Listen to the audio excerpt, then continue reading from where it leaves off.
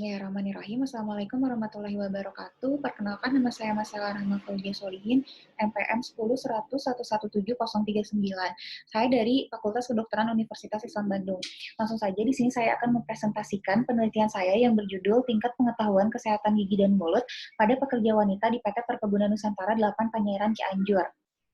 Kenapa saya tertarik untuk melakukan penelitian ini, di mana kesehatan itu adalah modal utama setiap individu, tetapi masih banyak masyarakat yang kurang memperhatikan akan kesehatannya, termasuk kesehatan gigi dan juga mulut. Maka dari itu, perlu adanya peningkatan Indeks Pembangunan Manusia atau IPM dalam sektor kesehatan. Kesadaran akan menjaga kesehatan, khususnya kesehatan gigi dan mulut, itu tidak menjadi prioritas di masyarakat, padahal seperti kita tahu, bahwa gigi dan mulut itu merupakan pintu gerbang masuknya bakteri ke dalam tubuh kita. Penyakit gigi dan mulut juga menduduki peringkat nomor 4 yang dikeluhkan masyarakat Indonesia. Nah, berdasarkan hasil survei di Perkebunan Nusantara 8 Panyaran Cianjur melalui wawancara kepada salah satu staf kesehatan di sana, bahwa penyakit yang paling sering diderita oleh pekerja itu adalah sakit gigi. Nah, menurut penelitian Pontonuwu dalam Apiati dan kawan-kawan tahun 2014 juga menyatakan bahwa pengetahuan itu mempengaruhi perilaku kesehatan. Untuk tujuan penelitiannya itu terbagi menjadi tujuan umum dan juga tujuan khusus. Untuk yang tujuan umum itu untuk mengetahui tingkat pengetahuan kesehatan gigi dan mulut pada pekerja wanita di PT Perkebunan Nusantara 8 Panyaran Cianjur. Sedangkan tujuan khususnya itu untuk mengetahui tingkat pengetahuan jenis struktur dan fungsi gigi, cara pemeliharaan gigi dan rongga mulut, serta jenis penyakit gigi dan juga mulut.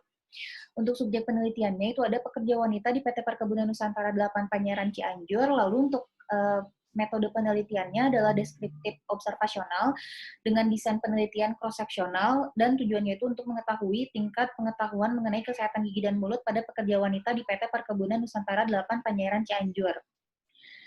Metode pengumpulan data berupa data primer dan sekunder. Data primer diperoleh dari pengisian pertanyaan yang tertera pada kuesioner yang dibuat oleh peneliti, sedangkan data sekunder itu diperoleh dari petugas kesehatan perkebunan melalui wawancara atau survei untuk latar belakang penelitian. Lalu untuk data primer yang diperoleh, kemudian nanti akan diolah dan dianalisis oleh peneliti, dilanjutkan dengan pembahasan hasil analisis untuk disimpulkan. Nah, metode analisis yang digunakan adalah analisis deskriptif yang ditampilkan dalam bentuk distribusi frekuensi dan persentase. Untuk hasil penelitiannya, di mana untuk gambaran karakteristik subjek penelitian itu dilihat dari usia, lama bekerja, dan juga pendidikannya. Untuk usia itu mayoritas lebih dari 40 tahun, untuk lama bekerja itu kebanyakan lebih dari 10 tahun, dan untuk pendidikan itu mayoritas sampai dengan sekolah dasar. Hal ini tuh sependapat dengan penelitian Adija SN dan kawan-kawan tahun 2017, di mana rata-rata usia pekerja pemetik teh adalah 29-68 tahun, yang merupakan usia produktif untuk bekerja sebagai pemetik teh. Untuk yang lama bekerja itu lebih dari 10 tahun karena merupakan penduduk asli perkebunan tersebut, dan untuk membantu kebutuhan keluarga mereka, serta untuk pendidikan itu sampai sekolah dasar karena keterbatasan ekonomi ataupun sarana dari pendidikan tersebut. Lalu tabel berikutnya itu mengenai gambaran tingkat pengetahuan tentang jenis, struktur, dan fungsi gigi pada pekerja wanita di PT Perkebunan Nusantara 8 Panyaran Cianjur. Dapat kita lihat bahwa mayoritas itu memiliki pengetahuan yang cukup.